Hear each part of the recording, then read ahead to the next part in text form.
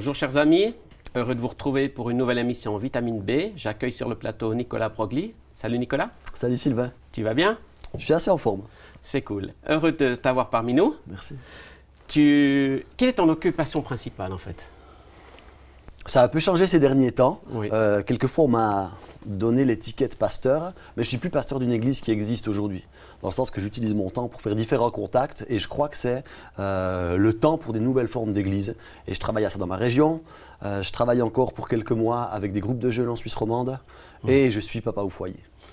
C'est pas mal d'occupations, j'imagine. Oui, c'est plusieurs. Voilà. Ouais. Donc tu rencontres beaucoup de monde finalement. Oui.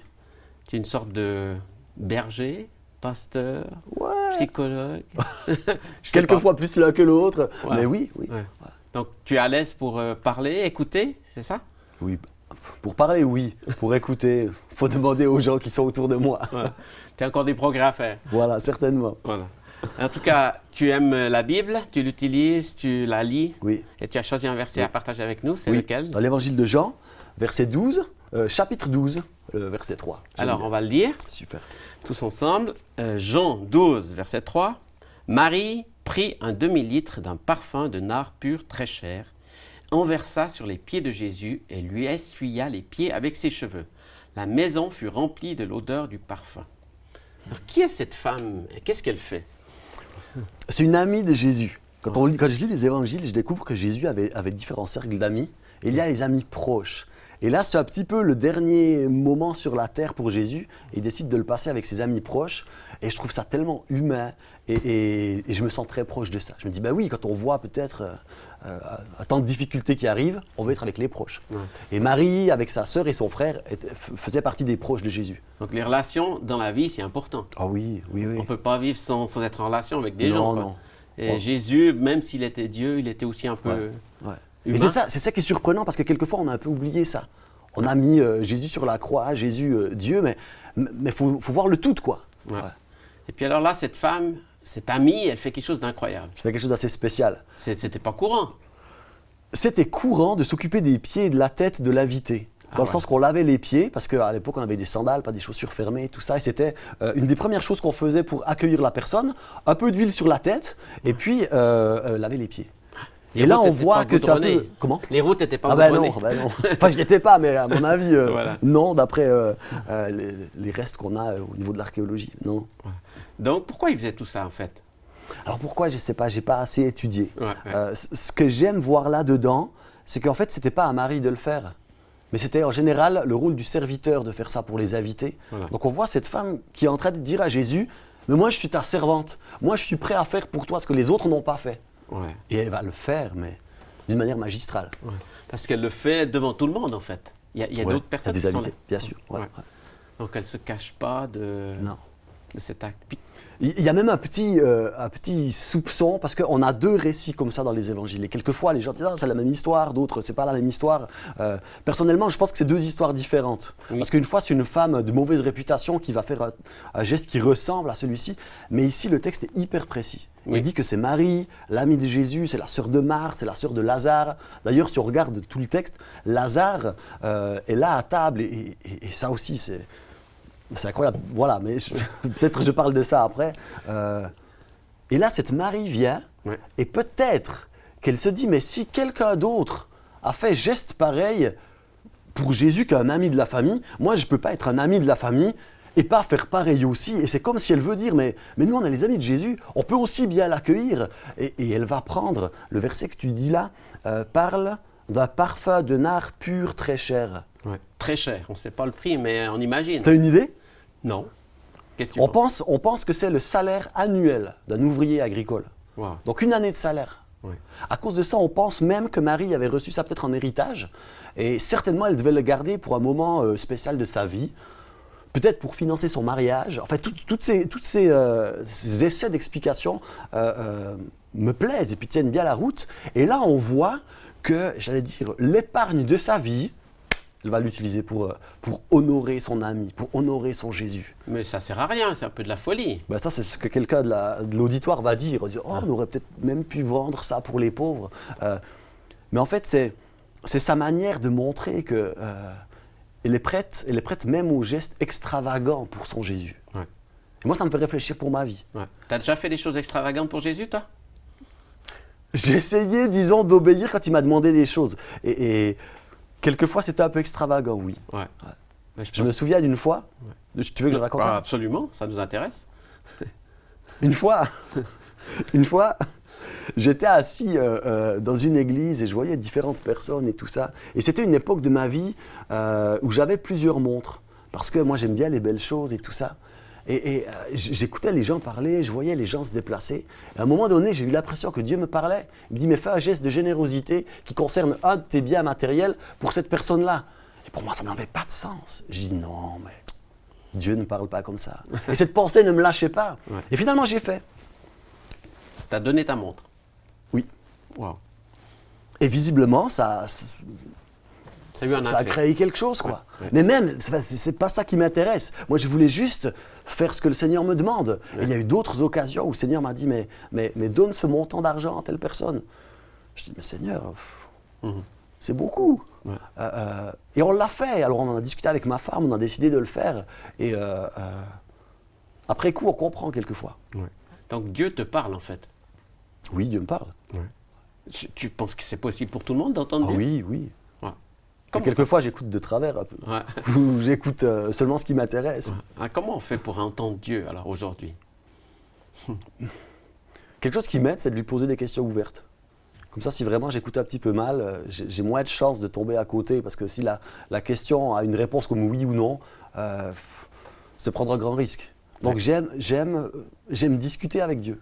Oui. Donc je lui demande qu'est-ce qu'il pense de telle situation, ou dans telle situation, qu'est-ce qu'il ferait ou qu'est-ce qu'il attend de moi.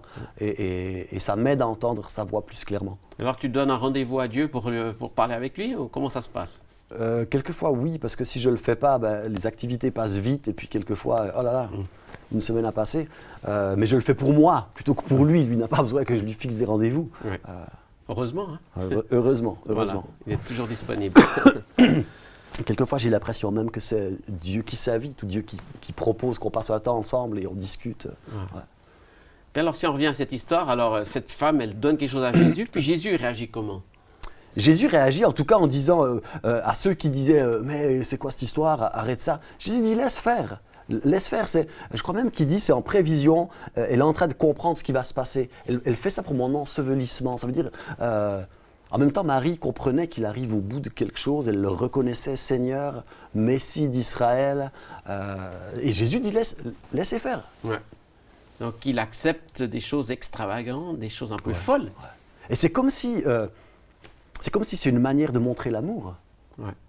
Tu sais, des fois, je réfléchis comment c'était les premiers mois, les premières années avec ma femme.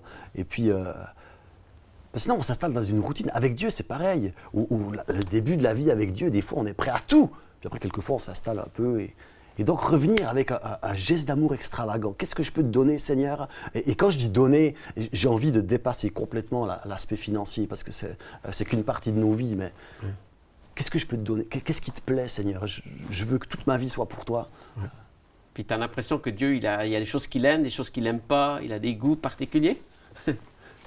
Un jour, quelqu'un a dit quelque chose de très pertinent. Il a dit, il y a deux choses que Dieu n'aura jamais de ma vie, sauf si je lui donne.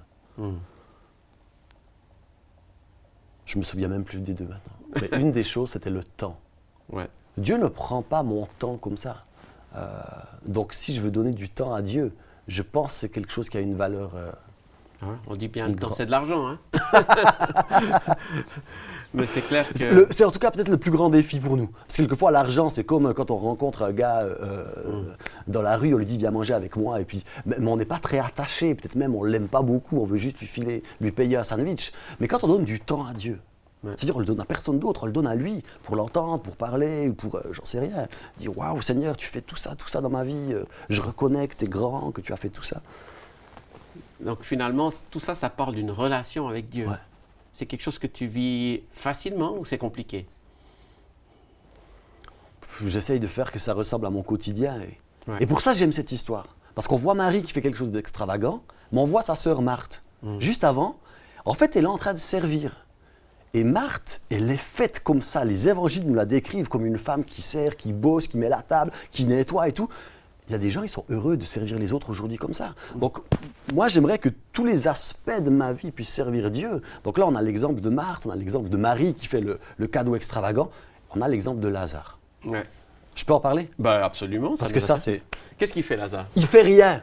Et c'est ça que j'aime. Parce que des fois, moi, j'aime faire rien aussi. Ouais. Et là, il est juste assis. Il est assis à côté de Jésus, peut-être même il a les pieds sous la table. Ouais. Et en fait, juste de ne rien faire, ça honore Dieu. Ouais. Parce qu'il y a quelques jours en arrière, ben, il était mort. Ouais. Parce que le texte nous dit qu'il a été malade et puis la maladie l'a mené à la mort et il est mort pour 4 jours. Mais sauf qu'après, il est redevenu vivant. C'est une histoire complètement folle. Et ce jour-là, après qu'il soit redevenu vivant, il est là assis. Et juste d'être assis à côté de son ami Jésus, c'est comme si sa vie applaudit Dieu. Absolument. Parce que c'est ça qui s'est passé.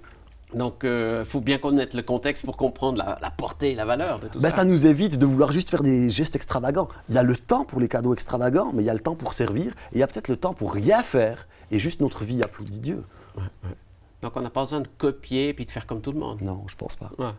Donc, tout ça, ça ne s'est pas passé dans un culte, dans une Ah réunion. non, Hein. dans une maison. Ouais. C'est des amis qui fêtent Jésus. Ouais. Et moi, c'est la définition que j'ai de l'Église. Ouais. Des amis d'une même région qui veulent honorer Jésus pour ce qu'il a fait. Ils reconnaissent que c'est un grand homme, que c'est le Fils de Dieu envoyé, qu'il a libéré beaucoup de personnes.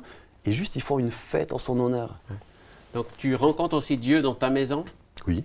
et puis tu rencontres des gens dans des maisons. Alors. Oui. Comment tu vois cette vie d'église?